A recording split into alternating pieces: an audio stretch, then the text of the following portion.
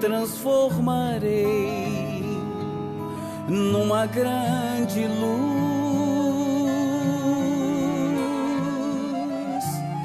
porque eu sou luz, eu tenho a luz,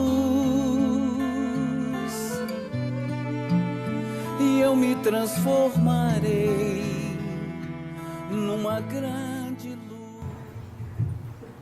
Amados irmãos, boa noite, mais boa noite mesmo. Que Jesus nos abençoe o coração e nos fortaleça com mais uma noite de estudos e de renovação da vontade de lutar, da vontade de continuar perseverando e, acima de tudo, confiando ilimitadamente em Deus. Nós rogamos aos amigos espirituais que possam nesta noite orientar as nossas palavras para que elas sejam de lenitivo, de conforto, de equilíbrio e que possam encontrar o endereço exato do coração de cada um aqui presente. Que Jesus possa nos fortalecer a todos. Delinquência, perversidade e violência são grandes cânceres sociais que têm dizimado impiedosamente o organismo social já combalido do planeta Terra. A delinquência, meus irmãos, que graça assustadoramente em estatísticas alarmantes, superlativas, em índices cada vez maiores do que os anteriores, é realmente um problema que tem se alastrado de uma forma muito preocupante, deixando bastante aturdidos os estudiosos do comportamento humano, psicólogos, sociólogos, antropólogos, educadores e também nós, os religiosos, estamos envoltos nesta problemática que está graçando principalmente na mente juvenil, nos nossos jovens inexperientes que se deixam levar por posturas no mínimo bizarras, estranhas, em comportamentos totalmente distantes daquilo que se poderia esperar com um mínimo de religiosidade no ambiente social. É evidente, meus irmãos, que muita gente está preocupada. Muitos de nós também, a tal ponto das nossas mentes se aturdirem de uma tal forma que nós ficamos sem saber o que fazer. Muitos estudiosos do comportamento humano têm feito estudos respeitáveis, estudos até complexos, porque a problemática é complexa também. Entretanto, as soluções ainda não aconteceram, dada a complexidade do problema. Muitos métodos têm sido propostos, muitos dados têm sido tabulados. Entretanto, meus irmãos, esses estudos não estão alcançando seus objetivos por uma razão muito simples e que muitos estudiosos não estão enxergando. Todos esses levantamentos que foram feitos, todos esses estudos de densidade demográfica, de comportamento social, de postura psicológica das criaturas, esses estudos têm apresentado soluções falhas. Por quê, meus irmãos? Porque a grande maioria deles não está levando em conta o elemento espiritual. enquanto a ciência não levar em consideração a reencarnação, que hoje é uma realidade, muito pouco poderá ser feito, meus irmãos. Muito pouco mesmo. Enquanto não for considerado o espírito imortal, a individualidade reencarnante, que traz no seu bojo todo um acúmulo de vivências, de experiências pretéritas, experiências estas não muito felizes na grande maioria dos casos, experiências estas que desbordam, que afloram em distúrbios da personalidade, principalmente nos comportamentos perversos e delinquentes, enquanto não for considerada a realidade espiritual, a ciência, abençoada por Deus, estará deixando a desejar, porque ela não considera o espírito imortal. E aqui nós dizemos espírito imortal, e não espírito eterno, porque eternos nós não somos. Eterno só Deus o é, porque Deus não teve começo. Nós tivemos um começo. Nós não teremos fim, mas tivemos um começo. Por essa razão nós não somos eternos, mas seremos e somos imortais.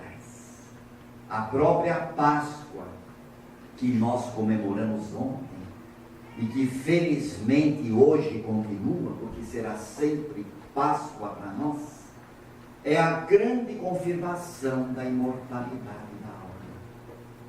E hoje, meus irmãos, quando nós temos a impressão de que todo esse arsenal tecnológico que está à disposição da humanidade não trouxe nenhum benefício para a sociedade, e muitas vezes até separou mais as criaturas em vez de uni-las, quando nós temos a impressão de que todo este progresso foi posto à disposição da sociedade para perdê-la ainda mais, hoje, meus irmãos, nós temos a grande realidade do espírito imortal.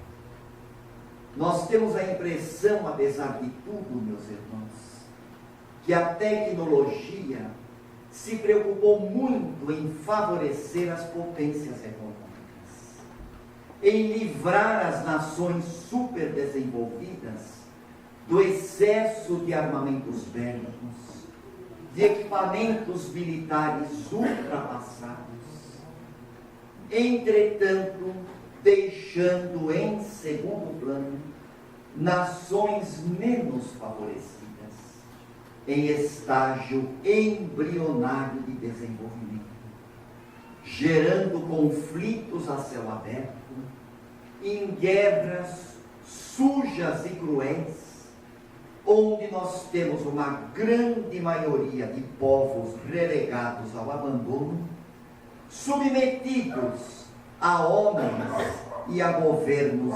insensíveis, totalitários, geradores do câncer da desigualdade entre nações, e tudo isso fazendo com que milhares e milhares de criaturas se afoguem nos labirintos da miséria, da necessidade humana, em condições sociais e econômicas deploráveis e em condições ambientais, em condições mesológicas até piores ainda. Quantas comunidades hoje, meus irmãos, padecendo necessidades primárias. Estatísticas alarmantes nos mostram milhões e milhões de pessoas confinadas, meus irmãos, em ambientes de guetos, de favelas, de malocas, em condições subhumanas, criaturas completamente alucinadas, sem a menor noção de dignidade, como se a dignidade da pessoa humana tivesse se esvaído do planeta Terra.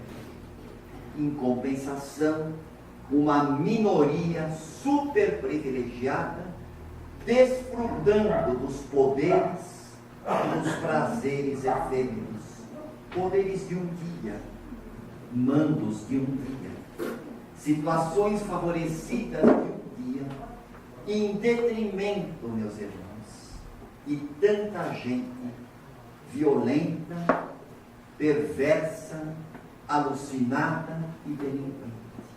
Como se a delinquência, a violência e a perversidade fossem a resposta que essas criaturas alucinadas estivessem oferecendo à sociedade.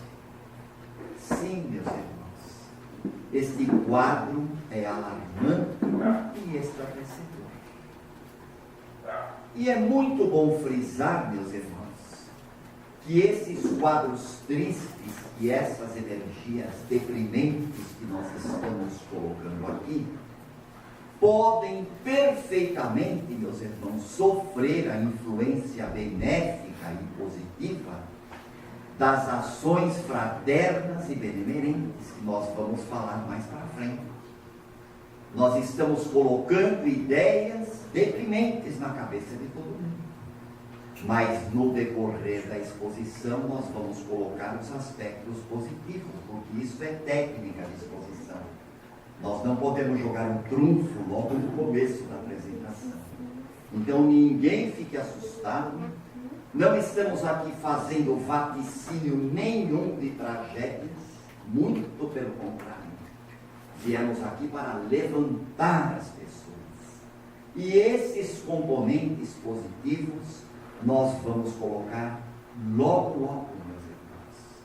Porque ninguém deve esquecer que a grande força regeneradora do Espiritismo para superar a delinquência, a violência e a perversidade está no seu poder moralizador, na sua força restauradora, no convite à lógica e ao bom senso que é efetuado pelo Consolador prometido, restaurador do Evangelho de Jesus.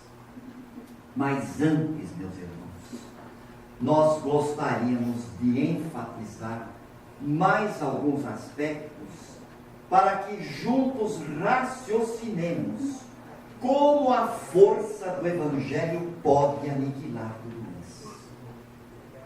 É bom que se diga, meus irmãos, e aqui a nossa experiência de Tarefema Espírita, que é muito pequenininha, a nossa vida de mais de 20 anos de entrevistador, que aliás é muito pequenininha, diga-se de passagem, uma vivência muito pequena, mas para nós é extremamente valiosa. A nossa vivência de entrevistador de casa espírita nos permite dizer com muita segurança e sem medo de errar que os delinquentes, os perversos e os violentos não se encontram somente nos morros, nos guetos, nas favelas, nas camadas inferiores da sociedade humana, mas também numa estatística altíssima, meus irmãos, em lares abastados, em famílias tradicionais, em residências fartamente providas de recursos materiais, em lares onde nada falta, onde tudo de bom e de melhor em termos materiais está presente. Mas nesses lares tremendamente abastados, onde o nome dos troncos familiares tradicionais é exaltado em verso e prosa, existe muita gente chorando, existe muito jovem intoxicado pela droga, Existem muitos alcoolistas que, em vez de baterem com a boca na sarjeta das ruas, batem com a boca na maciez do tapete persa, do tapete aveludado, do tapete caríssimo, importado. Por quê, meus irmãos? Porque nesses lares abastados economicamente, falta a ordem, falta a disciplina, falta o pátrio poder, falta a estrutura familiar. A estrutura familiar, o bem familiar e o pátrio poder, meus irmãos, são estruturas jurídicas, não apenas religiosas. Deveres familiares, antes de serem deveres religiosos, são deveres jurídicos, impostos particularmente pela Constituição brasileira. Por quê, meus irmãos? Porque o pai continua sendo o pai, a mãe continua sendo a mãe, o filho continua sendo o filho. E uma das instituições básicas para a sobrevivência social em termos de ordem e de dever é exatamente a estrutura da família. Entretanto, pais desatentos, pais despreocupados da realidade espiritual, pais não interessados em passar um conteúdo evangélico a seus filhos, delegam para empregados, para mordomos, para governantas, para professores despreparados, a tarefa de formar, de educar as mentes infantis e juvenis, tarefa que lhes cabe, deixando seus filhos ao cuidado de terceiros remunerados, deixando seus filhos aos cuidados de pessoas muitas vezes não preparadas para a tarefa da educação, esses pais se entregam à mútua desconsideração, com a sua agenda repleta de compromissos sociais. Compromissos esses muitas vezes onde rolam futilidades e sobrecarregam os seus filhos de jogos eletrônicos, de mesadas, de brinquedos, de computadores, transformando seus filhos em criaturas ausentes, em criaturas alienadas, para mais tarde serem pagos com a violência e com a ingratidão. Somando-se a isso, meus irmãos, nós temos também muitas escolas de atuação deficitária, educadores completamente imaturos, inseguros, porque não encontram na estrutura educacional, não encontram na formação precária que tiveram as bases seguras para conduzirem as mentes juvenis em formação. Este, sem dúvida, meus irmãos, é um fator muito sério que contribui para índices alarmantes de disciplina. Mesada, gente, não substitui carinho. Mesada não substitui afeto. Mesada não substitui amor e ternura, diálogo, olhos nos olhos, porque é isso que os jovens precisam, meus irmãos. Nós temos alunos inúmeros nesta situação. Alunos que são reprovados, alunos que ficam de dependência, porque nós reprovamos mesmo, porque não se interessam, não querem saber de estudar, não querem saber de aprender. E quando nós vamos tentar conversar com essas criaturas, com esses filhos de Deus, e sugerimos para fazerem uma prece, sabem o que eles nos respondem, meus queridos? Que é isso? Nunca vi, não sei. Ainda sarcasticamente, nunca vi mais gordo, nem mais magro. Não sei do que o Senhor está falando. É lamentável, meus irmãos, mas acontece. Estudos feitos em laboratório, meus irmãos, mostram também que os mesmos problemas que os animais apresentam, quando colocados num espaço diminuto, animais que começam a brigar, a se agredir, e muitas vezes partindo até para a exploração sexual de uns pelos outros até a exaustão, são os mesmos problemas que acontecem nos congestionamentos das grandes metrópoles, nesse trânsito caótico que nós experimentamos todo dia, onde as pessoas se deixam facilmente levar pelo nervosismo, pela desesperação, e acabam se intoxicando em fluidos perniciosos, em vibrações deletérias, para mais tarde, meus irmãos, caírem no poço fundo da depressão e da angústia, que daria aso a um outro tema que nós não iremos ventilar aqui hoje. Isso sem contar, meus irmãos, da falência moral e religiosa das instituições religiosas ortodoxas, a falência da ética das religiões do passado, que simplesmente proibiam qualquer tentativa de evolução, qualquer tentativa de progresso da ciência era simplesmente rechaçada, para tentar combater a violência na amarra, através de uma pedagogia do medo, através de uma pedagogia dogmática de manipulação e de terror, ameaçando os violentos com o fogo do inferno, meus irmãos, e com isso provocando mais revolta, mais desespero, mais violência nas crianças. E por aí vai, meus irmãos, sem contar também os desequilíbrios que as próprias criaturinhas trazem na sua condição de espíritos imortais e reencarnantes.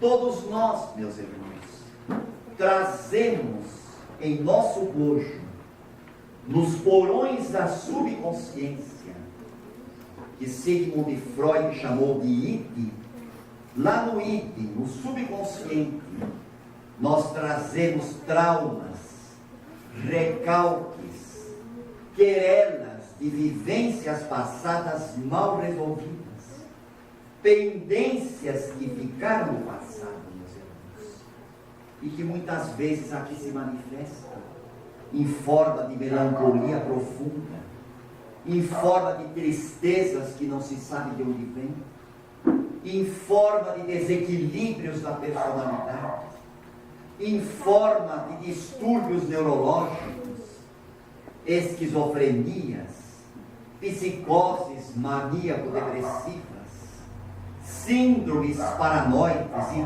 toda uma parafernália de enfermidades potencialmente deletérias, requerendo, além do tratamento espiritual, o tratamento médico também.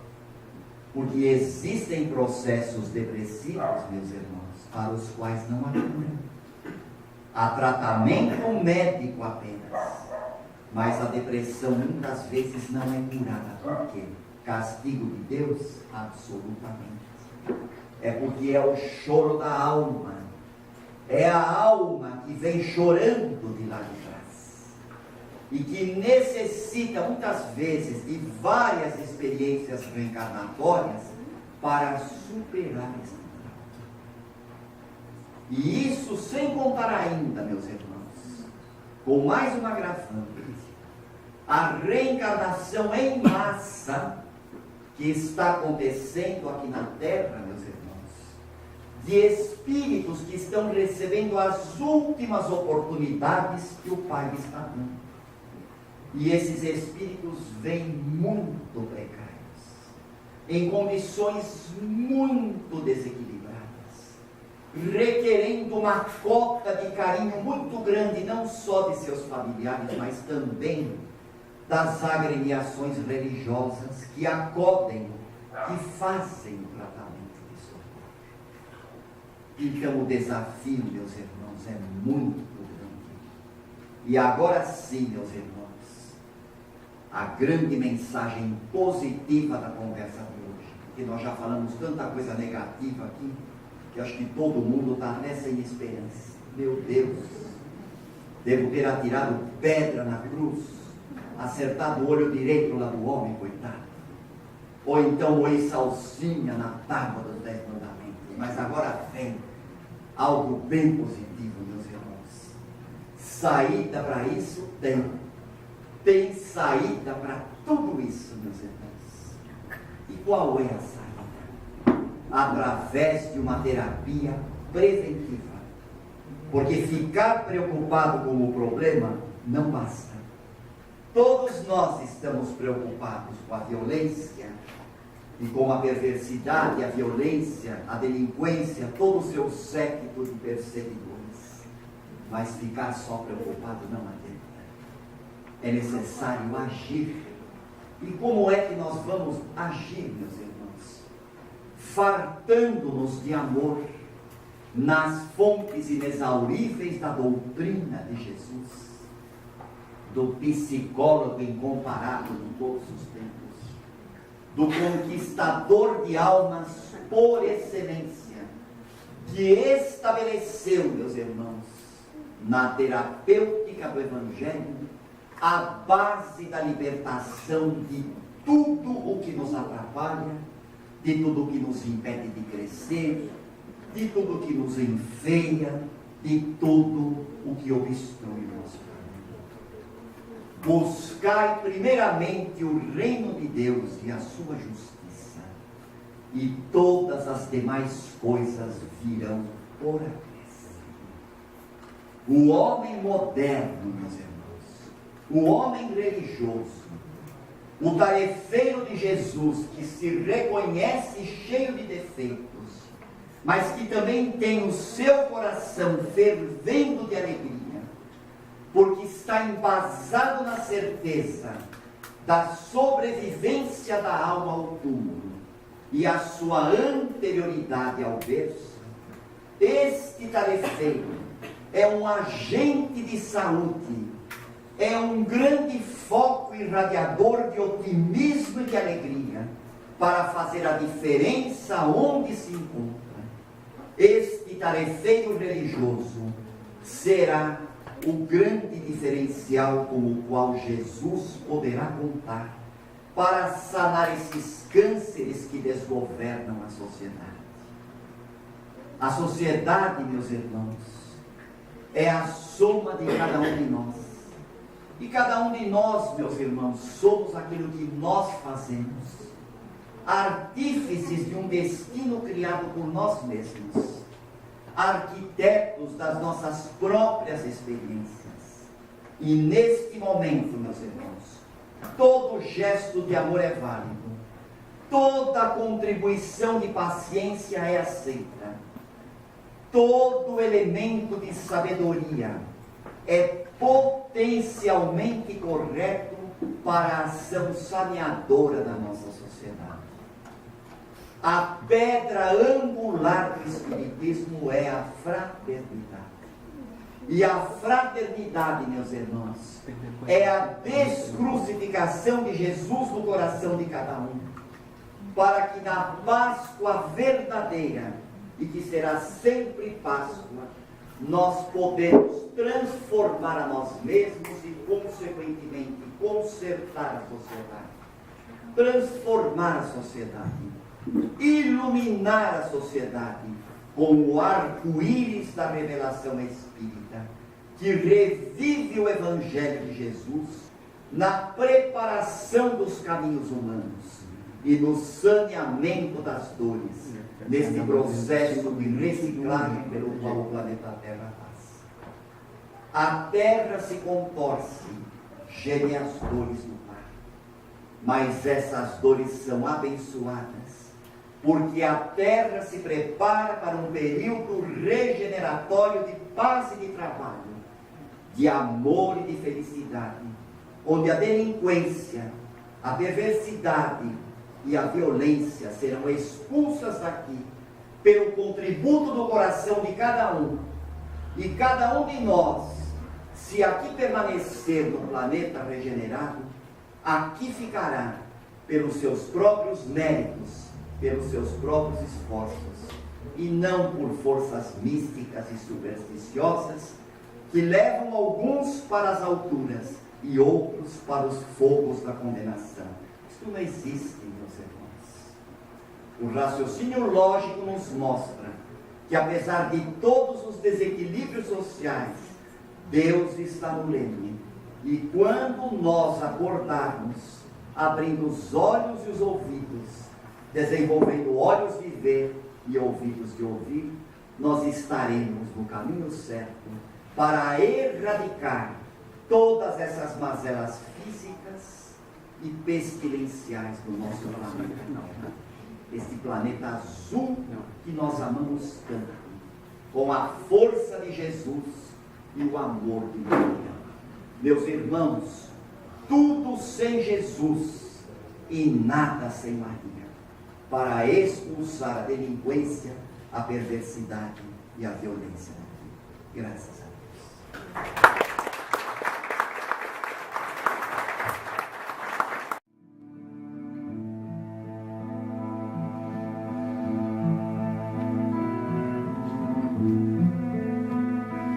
Meu coração está de portas abertas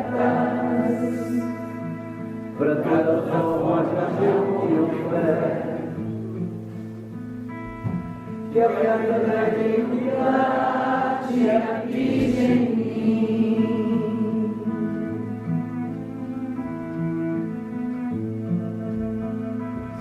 Na solidão de uma prece eu peço sabedoria no caminhar, por entre as sendas celestes que levam ao Pai.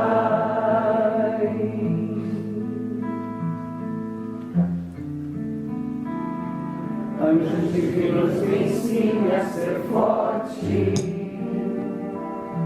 aceitando as minhas fraquezas, seguindo Francisco de Assis, Chico Xavier e Jesus.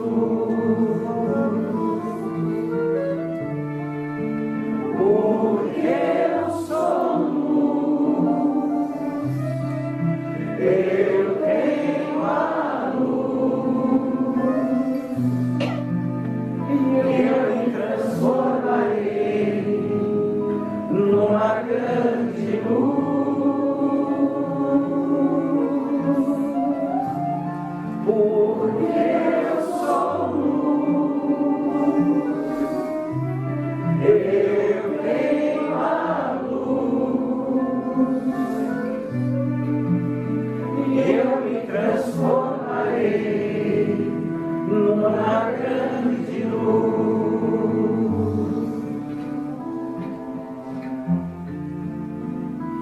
Anjos divinos me ensinem a ser forte, aceitando as minhas fraquezas,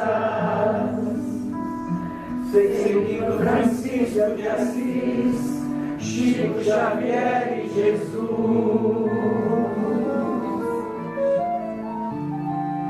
Porque eu sou luz, eu tenho a luz, eu me transformarei numa grande luz.